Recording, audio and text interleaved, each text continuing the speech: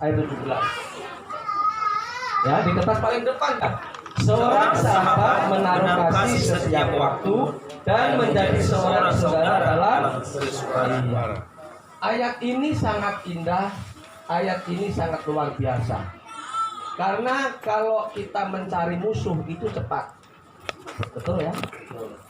Mencari teman susah, apalagi saudara. Loh, apa bedanya teman sama saudara? Ini yang kita pelajari. Apa bedanya teman sama saudara? Kalau teman itu hanya sekedar, teman hanya sekedar kita kenal berteman. Tapi kalau saudara sudah jadi teman, kita rangkul mereka, kita rekrut mereka menjadi saudara. Makanya dalam kumpulan di sini tadi saya tanya pelayan kemana ya? Di acara persekutuan tali pusat. Persaudaraan itu ya? Iya. Namanya tali pusat tuh. Kalau tali pusat itu saudara, bukan teman, bukan kan? Teman atau saudara kalau tali pusing? Saudara. Nah ini jelas dalam Amsal ini nggak tahu siapa yang buat buku acara ini. Tiba-tiba mata saya terbelalak di sini. Langsung saya buka, saya cari pengertiannya.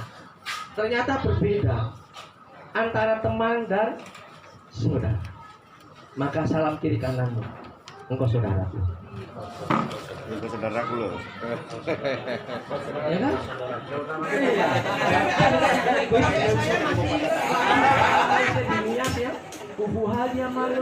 Oh, saya percaya ketika dalam persekutuan dalam gereja, oh nasi mane tedemu tedeku batali busel kita bahe Yesus mantap toh. Saya dulu nggak ngerti lagunya bagus sekali ya itu. Sama saya nggak tahu. Oh nggak tahu, kasihan.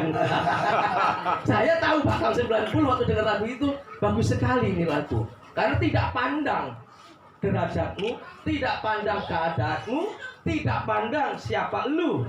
Yang penting kalau kau dengan aku sama-sama Yesus ada mati kita jadi saudara.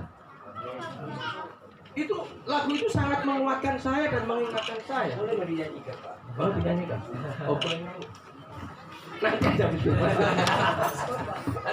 Nanti di benapat menaruh kasih setiap waktu dan menjadi seorang saudara dalam kesukaran. Jadi sahabat dan saudara itulah yang terikat.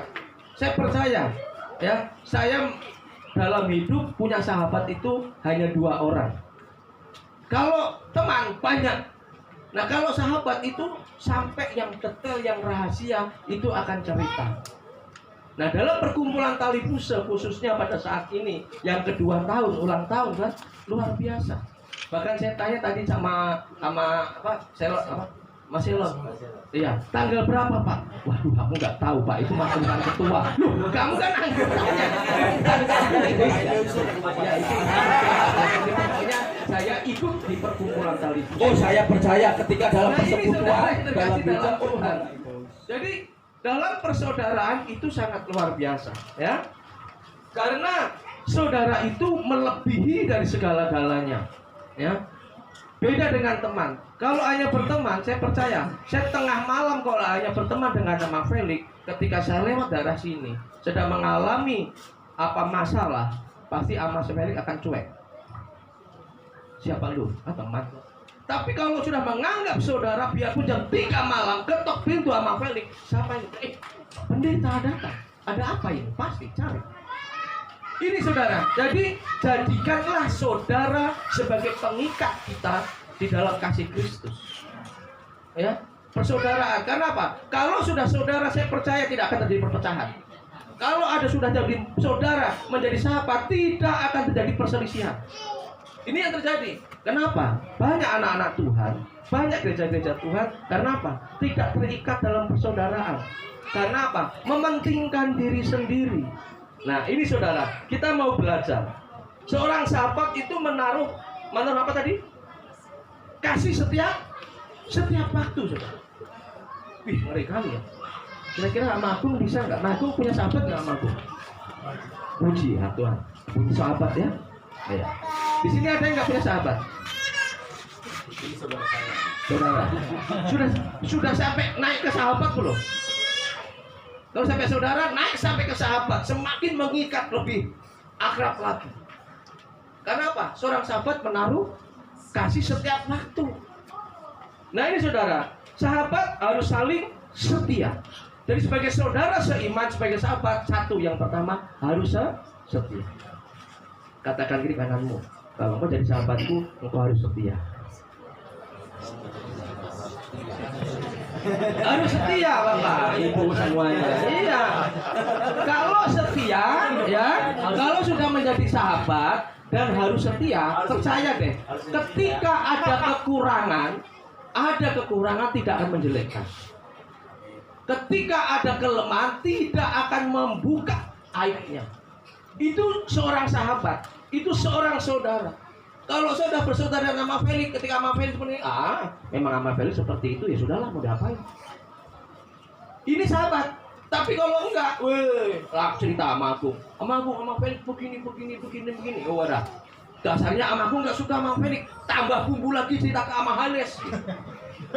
Betul, lama-lama buruk, lama-lama jelek. Kenapa? Enggak ada kesetiaan.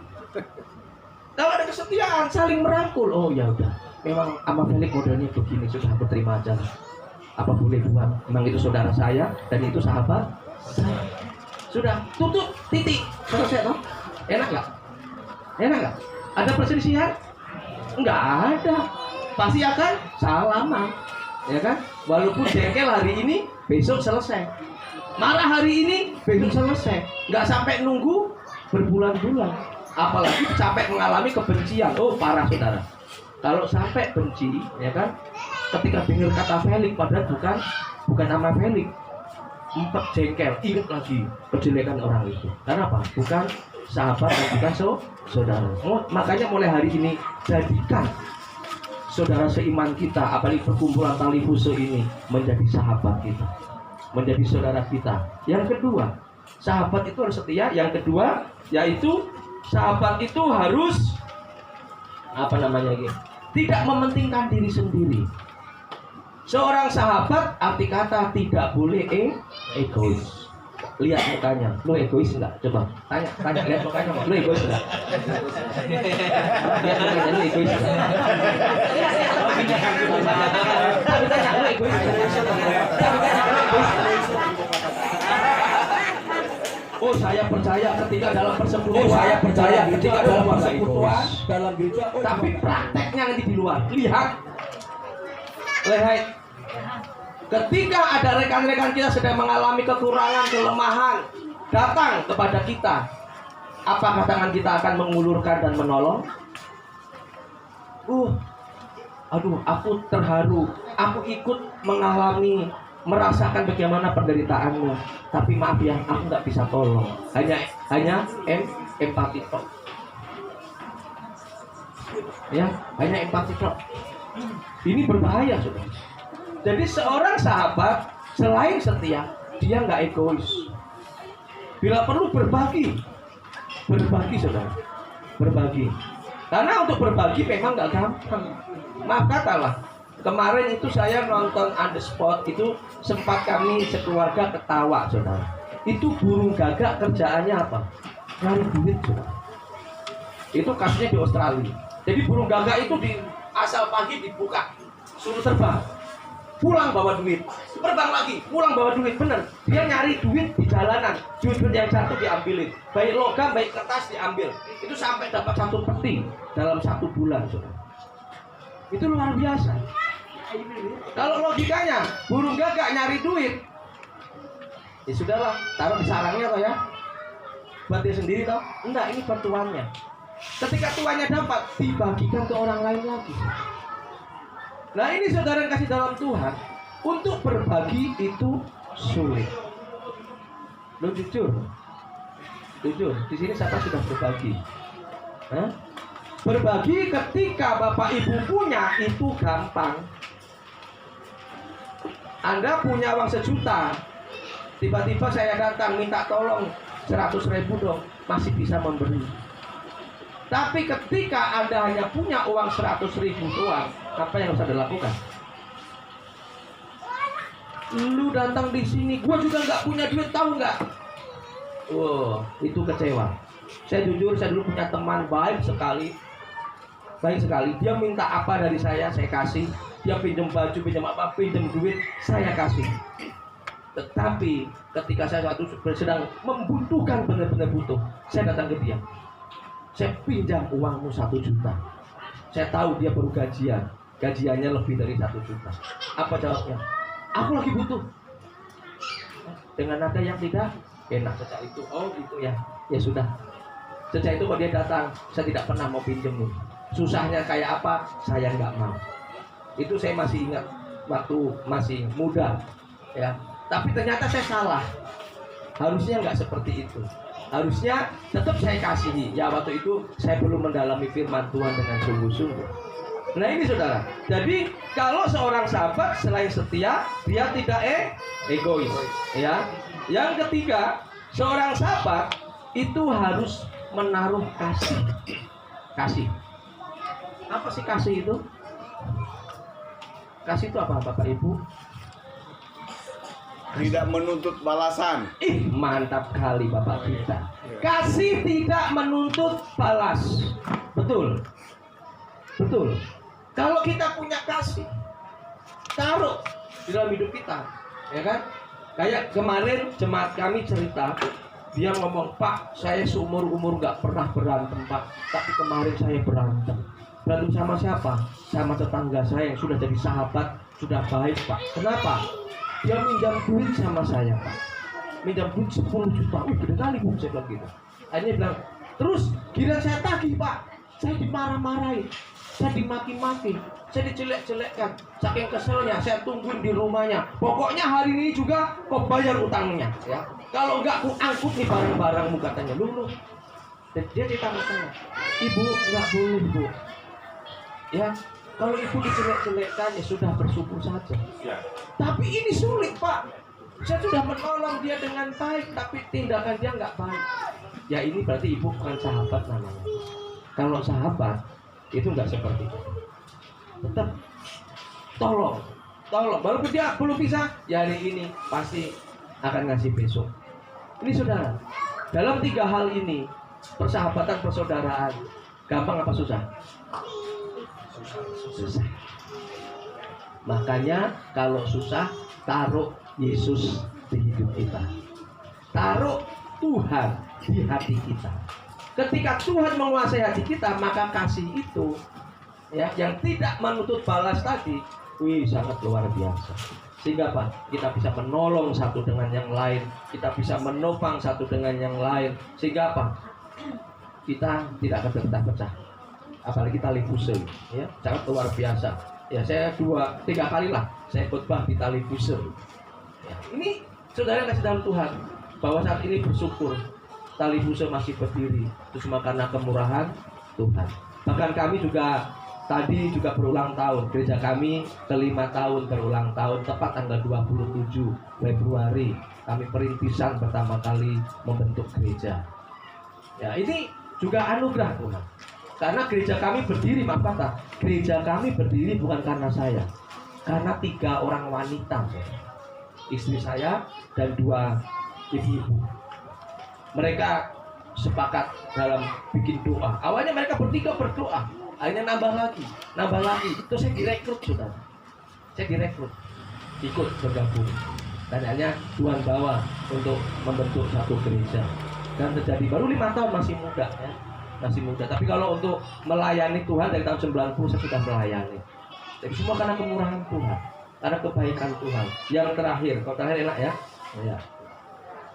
Seorang sahabat harus lemah lembut, bukan lemah gemulai. Kalau lemah gemulai lain, lemah lembut. Tahu lemah lembut?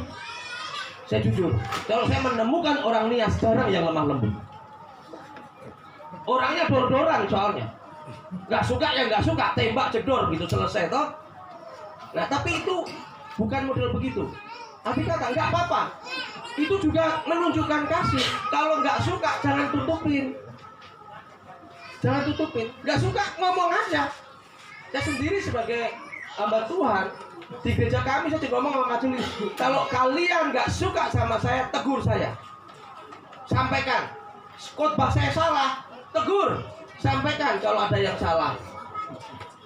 Lo bener, Jadi majelis kami, jemaat kami kadang-kala ada yang nggak suka. Selesai khotbah, saya dipanggil, Pak, maaf Pak, saya lebih agak tersinggung dengan khotbah Bapak. Tersinggung di mana? Enak toh, enak diskusi kan? Oh gitu. Oh iya. Berarti kalau ibu tersinggung, berarti Tuhan sedang menegur ibu. Tapi kalau memang itu di luar dugaan saya nggak mengerti masalahnya ibu. Tapi kalau itu sebagai jawaban Tuhan, saya nggak salah. Mohon maaf kalau menyinggung ibu ya. Sudah selesai toh? Enak toh? Enak nggak? Ada pendeta yang boleh seperti ini? Ada. Kalau dia sudah belajar untuk rendah hati. Saya juga jemaat kami, majelis kami, ketika kami rapat pun, maka dalam rapat pun, saya sebagai ketua majelis, karena di gereja kami, GKRI itu, gembala adalah ketua majelis. Jadi saya mengkoordinir semua rapat, dan keputusan tidak ada di tangan saya. Keputusan keputusan bersama. Jadi contohnya ada yang nggak setuju, sudah voting. Paling banyak itu menang, saya juga harus ngikut. Walaupun saya nggak setuju, tapi kalau itu harus voting, saya ngikut. Siapa yang menang? Saya bertanya, ini demokrasi, dan itu adalah kasih, saudara. Itu adalah menunjukkan sesuatu bahwa aku perlu engkau perlu aku. Ya kan? Itu nggak nyata loh, saudara. Tapi maaf kata, kalau di gereja BNKP, khususnya gereja-gereja Lutheran ya, gereja-gereja Lutheran itu pendeta kan pendatang, saudara. Hanya 5 tahun, toh? 5 tahun dia mengabdi, habis itu pindah lagi. Kalau saya kan enggak. Nah kalau jemaat saya tembak jempol-jempol dan saya main dor-doran saja, jemaat saya hilang semua, kabur, tinggal saya sendirian, toh? Betul nggak? Iya, makanya perlu dengan kasih itu saya tanam. Maka saya juga nggak lembut. Bahkan apa bedanya pendeta dan gembala? Pendeta adalah pemimpin. Kalau gembala menggembalakan, jadi dombanya harus makan dulu sampai kenyang, baru gembalanya makan. Dia bingung. Wah, kok di jaga saya nggak gitu, Pak? Biasanya pendeta itu dengan majelis akan kumpul makan sendiri, akan misah, dan jemaat akan misah. Oh enggak, kalau buat saya nggak seperti itu. Karena kan saya belajar dari seorang hamba Tuhan yang rendah hati. Gembala saya dulu 2 orang itu. Dia punya CK rekod, dia punya BAF, kecamatan rekod itu juga punya dia. Tapi dia rendah hati dalam pelayanan. Itu gembala saya itu, pendeta Arisanosa. Sangat luar biasa. Dan saya belajar dari dia. Wow. Dan selalu kalau udah makan-makan, dia nggak pernah diajak makan di mana. Pokoknya di bawah pengerjanya harus makan duluan. Dia lapar, nggak apa-apa. Karena gembala itu memberi makan domba. Nah ini perlu kasih, saudara. Jadi tanam dalam hidup kita ketika menjadi sahabat, jadi persaudaraan, tanam kasih, yaitu kasih Kristus. Maka 4 hal ini ketika kita bisa lakukan, saya percaya tali fuse ini tidak akan bubar. Tali fuse ini tetap akan bersatu, semakin mengembang ke kanan dan ke kiri, merangkul saudara-saudara yang lain, khususnya saudara kita yang Nias, yang masih terjauh, apapun bisa untuk bersekutu bersama. Biarlah firman Tuhan yang singkat ini menjadi kekuatan bagi kita, bahwa persaudaraan itu sangat luar biasa, ya. Amin. Amin. Katakan, seorang sahabat menaruh kasih setiap waktu dan menjadi seorang saudara dalam kesusahan. Maka saudara-saudara kita tengok, jika ada yang sukar, ada maling kesusahan, kita perlu nolong. Jangan sampai orang lain yang nolong, ya.